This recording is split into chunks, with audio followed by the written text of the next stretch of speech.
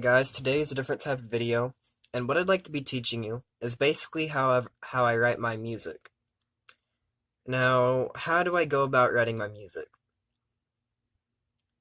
Basically, I do it all by ear, and when I say all by ear, I mean I take chords that I already know, or that I don't know yet, find them on the internet, and I just play them in different combinations for maybe an hour or so. And after a while, I get really interesting results most of the time.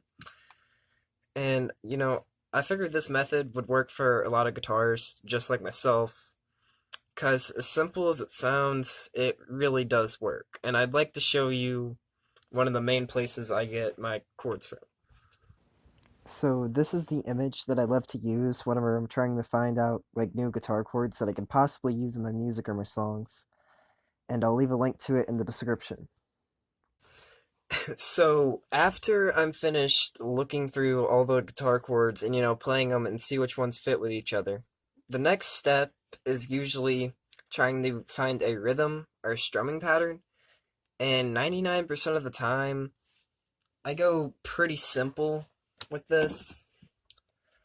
So, like, I'll just do something like down, down, down, up, or down, up, down, up. So here's just a demonstration. Let's say that the chords we have are, and I'll show these on screen. Let's say the chords we have are in F major 9, A minor 7, C suspended. Let's just say we have those three chords. So if I wanted to make a song with these three chords and only these three chords, I'd probably just do something like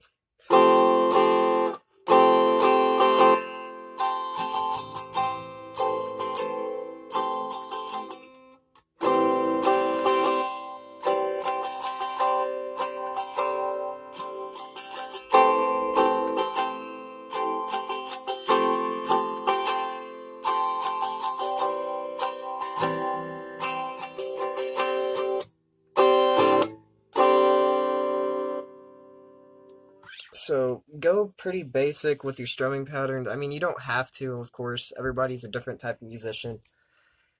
You could incorporate a lot more complicated of a strumming pattern into the song, but if I'm going for a beautiful song, something really pretty, most of the time it's just very simple, and that's what I like to go with 90% of the time. And if you download that image, you're gonna see a lot of 9, 7, and 6 chords, and these are my favorite chords to use. So, especially 9 chords, and what 9 chords are is they're basically, if you have something like an A chord,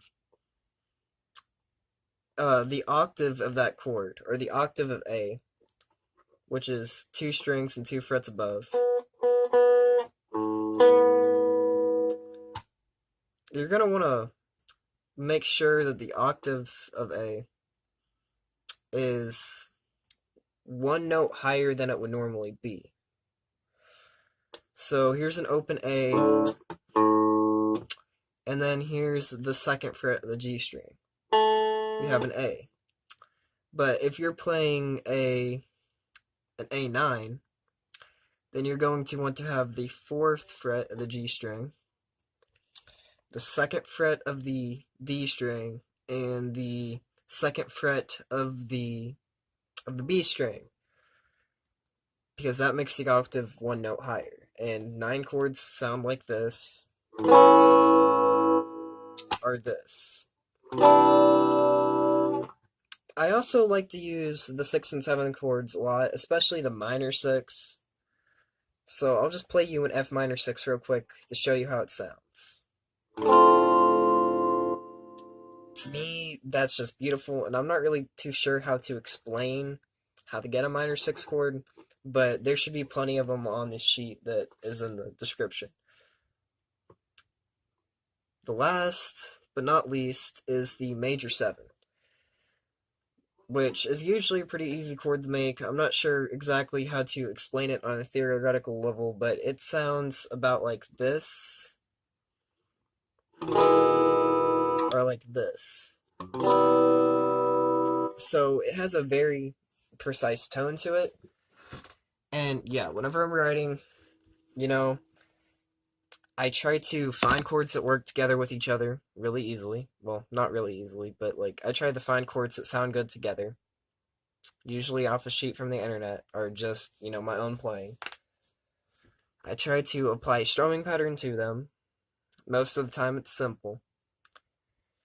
And I really like to use the 9, 7, and 6 chords. Because I feel like they give your playing they really add to it. More than the basic chords would. And that's all for today. That's how I make my music.